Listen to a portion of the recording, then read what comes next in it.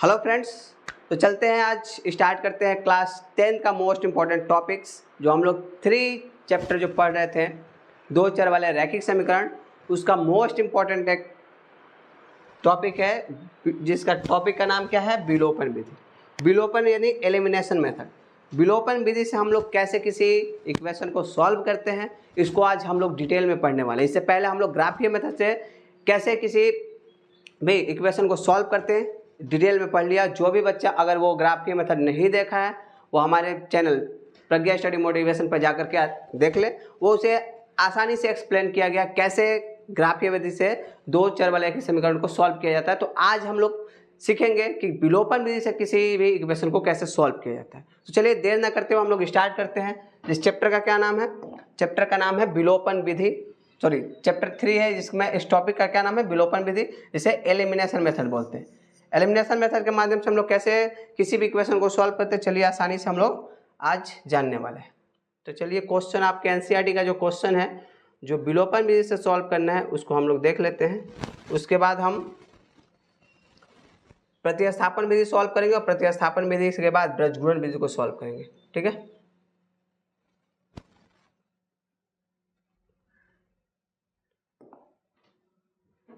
चलिए यहाँ देखिए क्वेश्चन दिया है आपका प्रश्नावली 3.3 में क्वेश्चन दिया है कि निम्नलिखित समीकरण युग्म को विलोपन विधि तथा प्रतिस्थापन विधि से हल कीजिए, कौन सी विधि आपके लिए उपयुक्त है। तो हमें इसमें सीखना है, इस विधि में हमें क्या सीखना है, इस विधि में हमें सीखना है विलोपन विधि। कौन सा विधि?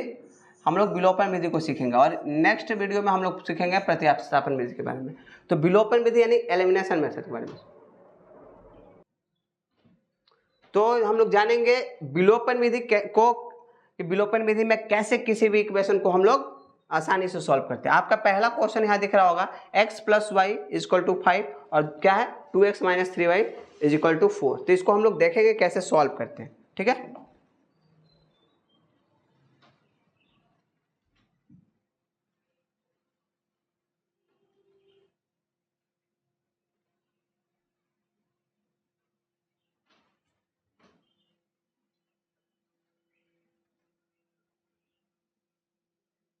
चलिए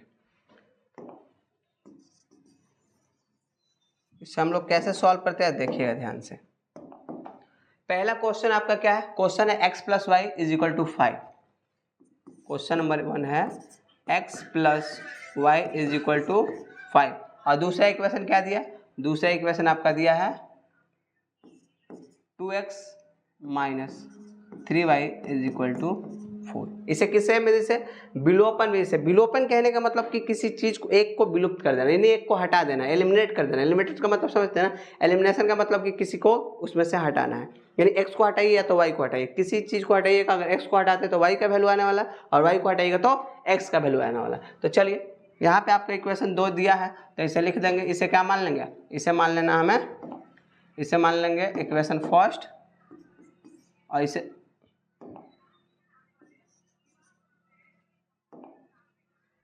इक्वेशन मान लेंगे फर्स्ट और इसको मान लेंगे इक्वेशन सेकंड। ठीक है, चलिए तो यहाँ आपको दिखाई दे रहा होगा दो चीज़ की, दो इक्वेशन है। तो इक्वेशन को हम लोग लिखते हैं यहाँ पे। पहला इक्वेशन दिया है x + y = 5। ठीक है, दूसरा इक्वेशन इसके नीचे लिखेंगे 2x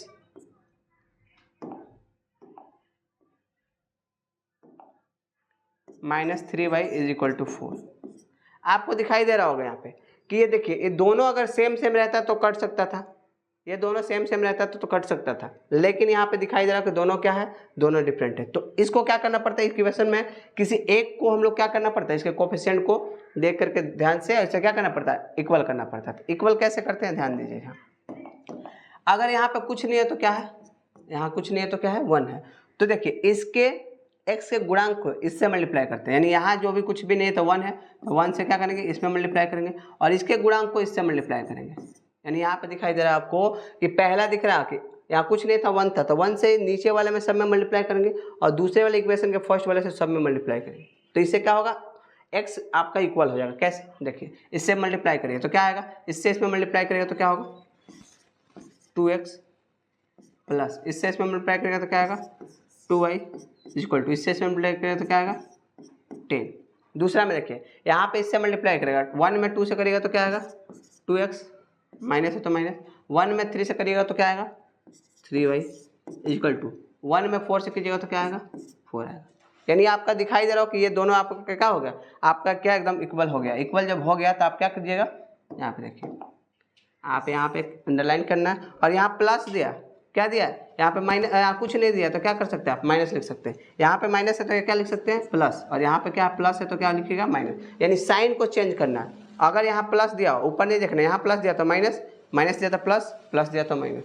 अब यहाँ दिख रहा है आपको कि ये इससे ये कट जाएगा, कट जाएगा 2x से 2x कट जाएगा क्योंकि एक प्लस में एक माइनस में। यहाँ देखिए प्लस में, यहाँ प्लस में। अब इसे भूल जाना है, यहाँ जो दिया है ना इसको भूल जाना कि प्लस में कि माइनस में। अब हम ऊपर वाले को साइन देखेंगे और नीचे वाला का साइन देखेंगे। ऊपर क्या दिया 2y, नीचे दिया 3y, तो दोनों प्लस में है तो क्या हो जाएगा 3y और 2y कितना हो जाएगा 5y हो जाएगा, ठीक है।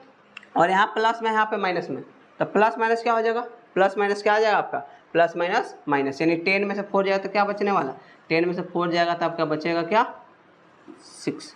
तो इसलिए y इक्वल टू क्या आ जाएगा 6y, और इधर जाकर क्या हो जाएगा 5। यानी y का वैल्यू क्या आ गया आपका, y का वैल्यू आ गया 6/5। आप क्या करेंगे, लिखेंगे y का वैल्यू यानी y का मान समीकरण 1 में रखने पर, समीकरण 1 क्या है, समीकरण 1 यहाँ दिख रहा होगा x + y equal to 5। y का वैल्यू क्या दिया 6/5, तो यहाँ x का वैल्यू तो रहने देंगे, प्लस y का वैल्यू क्या दिया 6/5, तो यहाँ लिखेंगे 6/5 equal to 5। x equal to क्या हो जाएगा, ये प्लस में तो उधर जाकर माइनस में होने वाला था, माइनस में क्या होगा 6/5 हो जाएगा। तो x इक्वल टू क्या हो जाएगा, इसमें हम एलसीएम ले लेंगे इसका 5। यहाँ कुछ नहीं दिया तो क्या दिया 1 से इसमें डिवाइड करेंगे 5 टाइम्स, तो 5 5 25 और माइनस में क्या हो जाएगा 6। यानी x इक्वल टू कितना आ गया 25 में से 6 हो जाएगा तो कितना बचेगा 19/5। इसलिए x बराबर क्या आ जाएगा 19/5। जब भी आपको क्या होगा इक्वेशन सॉल्व करना हो तो यहाँ साइन देना पड़ेगा यार, ठीक है। इसे क्या करेंगे, इसे आसानी से आप क्या कर सकते हैं सॉल्व कर सकते हैं। तो इस तरह से क्या होगा, पहला क्वेश्चन आपका सॉल्यूशन हो गया। तो पहला क्वेश्चन में क्या किया गया, सबसे पहले आप आसानी से इसको क्या कर सकते हैं, पहले सबसे पहले क्या करना होगा, अगर समीकरण क्या है, अगर पहला समीकरण आपका और x वाला इक्वल नहीं है तो इक्वल करने का क्या है कि इसके कोफिशिएंट से दूसरे वाले में और दूसरे कोफिशिएंट से पहले वाले में मल्टीप्लाई करेंगे। मल्टीप्लाई करने के बाद आपका क्या आएगा, 1 का वैल्यू आएगा, और 1 का वैल्यू आ जाएगा तो दूसरे वाला में क्या कर देंगे, y का वैल्यू आया है तो y का वैल्यू दूसरे वाले इक्वेशन या पहले वाले इक्वेशन में रखिएगा, तो आप आसानी से इसे क्या कर सकते हैं सॉल्व कर सकते हैं। क्या क्या पहला क्वेश्चन हम लोग ने आसानी से देखा। अब देखते हैं इसका दूसरा क्वेश्चन क्या है। दूसरा क्वेश्चन है 3x + 4y, 3x + 4y equal to 10, और क्या है 2x - 2y इक्वल टू 2, ठीक है। इसे हम लोग किसे विधि से, विलोपन विधि से हम लोग देखते हैं कैसे विलोपन विधि से सॉल्व करते हैं। तो सबसे पहले इसे मान लेना इक्वेशन फर्स्ट, इसे मान लेना इक्वेशन सेकेंड। अब आपको दिखाई दे रहा है यहाँ पे, इसको लिखेंगे सॉल्यूशन करेंगे यहाँ से।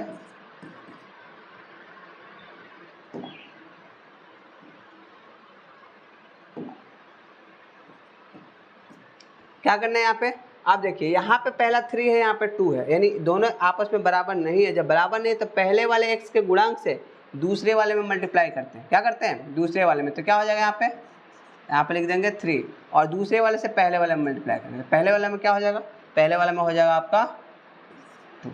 क्या किया गया, ध्यान दीजिए यहाँ पे पहले क्या किया गया, ध्यान रखिए कि अगर ये दोनों आपस में इक्वल नहीं है, क्योंकि हम लोग एलिमिनेशन मेथड पढ़ रहे हैं। एलिमिनेशन का मतलब कि एक को हटाना है, और जब हटाना है तो इक्वल रहेगा तभी तो हम लोग हटा सकते हैं। तो क्या होगा, यहाँ पे 3x है, यहाँ पे 2x है, दोनों कटने वाला नहीं है। यहाँ पे 4y है 2y है, दोनों में से कोई कटने वाला नहीं है। तो क्या किए, अगर ये भी x रहता ये भी x रहता तो आसानी से कटा सकते थे, लेकिन नहीं है तो क्या करेंगे, इधर वाला के गुणांक इससे मल्टीप्लाई करेंगे दूसरे वाले में, और दूसरे वाला के गुणांक से क्या करेंगे पहले वाले में मल्टीप्लाई करेंगे। मल्टीप्लाई करने के बाद जो इक्वेशन आएगा उसको सॉल्व करेंगे। चलिए मल्टीप्लाई करते हैं।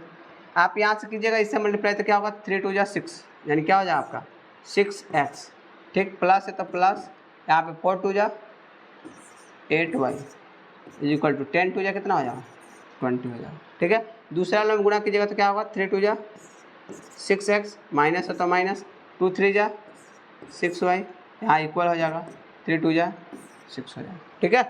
चलिए यहाँ पे क्या करना है, अब यहाँ पे देखिए प्लस है तो यहाँ कर देंगे माइनस, यहाँ माइनस है तो कर देंगे प्लस, यहाँ प्लस है तो क्या कर देंगे माइनस। ये तो आपको दिखाई दे रहा होगा, ये दोनों कट जाएगा। जब ये दोनों कट जाएगा तो ये भी प्लस में, ये भी प्लस में, ये क्या है माइनस में। तो हम बीच वाला माइनस को प्लस हो उससे मतलब नहीं है, हमें नीचे वाला से मतलब रखना है ऊपर वाला से, यानी दोनों प्लस में है, दोनों प्लस में तो जुटेगा, यानी 8 और 6 कितना होने वाला है 14y होगा, ठीक है। और इक्वल में क्या हो जाएगा 20 में से 6 हो जाएगा, यानी एक प्लस में एक माइनस है तो घटेगा तो क्या बचेगा 14y बचेगा, 14 बचेगा सॉरी। तो आपको दिखाई दे रहा है यहाँ पे कि आप आसानी से इसे क्या कर सकते हैं, इससे इसको काट सकते हैं। इससे इसको कटेगा तो क्या हो जाएगा y इक्वल टू आ जाएगा 1। क्या इससे किससे कटने वाला है 1 से, यानी y इक्वल टू क्या आ गया आपके पास 1। अब क्या लिखेंगे y का मान समीकरण 1 में रखिए या 2 में रखिए, 1 में रखने पर, ठीक है। Putting the value of y, यानी क्या करेंगे y का वैल्यू समीकरण 1 में रखिए या y में 2 में रखिए। अब पहला समीकरण क्या है, पहला समीकरण आपका यहाँ से देखना है, ये समीकरण अब नहीं लेना है, यहाँ से समीकरण लेना है पहला जिसको माने थे। यहाँ पहला समीकरण क्या है 3x + 4y = क्या है 10। अब क्या है इसमें पहले समीकरण y का वैल्यू 1 आया है तो क्या रखेंगे, यहाँ तो कोई दिक्कत नहीं है, 3x + 4 × 1 हो जाएगा = क्या हो जाएगा 10, ठीक। यहाँ पे यहाँ का साइन ले लीजिएगा। अब क्या हो जाएगा यहाँ पे 3x + 4 1 या 4 = 10। अब 3x = क्या हो जाएगा, ये देखिए प्लस में है तो उधर जाकर क्या होगा माइनस में, यानी क्या हो जाएगा 10 - 4 हो जाएगा, यानी यहाँ हो जाएगा 3x = 6 में 10 में से 4 जाए तो क्या बचने वाला 6 बचने वाला, ठीक है। जब 6 बचेगा तो यहाँ से कटा सकते हैं, 3 × 1 = 3, 3 × 2 = 6, इसलिए x = क्या आ जाएगा 2। यानी आपका विलोपन विधि से x का वैल्यू y का वैल्यू क्या आ गया 1 और x का वैल्यू क्या आ गया 2। तो आप इस तरह से विलोपन विधि को आसानी से आप सॉल्व कर सकते हैं, ठीक है। इसमें क्या है तीसरा क्वेश्चन और चौथा क्वेश्चन आप आसानी से बना सकते हैं इसी मेथड से। अगर आपको दिक्कत हो तो आप कमेंट करें और कमेंट कीजिएगा, तो इस थ्योरी को हम लोग पढ़ेंगे और पूरे एक्सरसाइज को हम लोग डिटेल में पढ़ेंगे। तो चलिए, आपको वीडियो अच्छा लगा होगा तो वीडियो को लाइक करें, शेयर करें और चैनल को सब्सक्राइब करना ना भूलें। Thank you so much.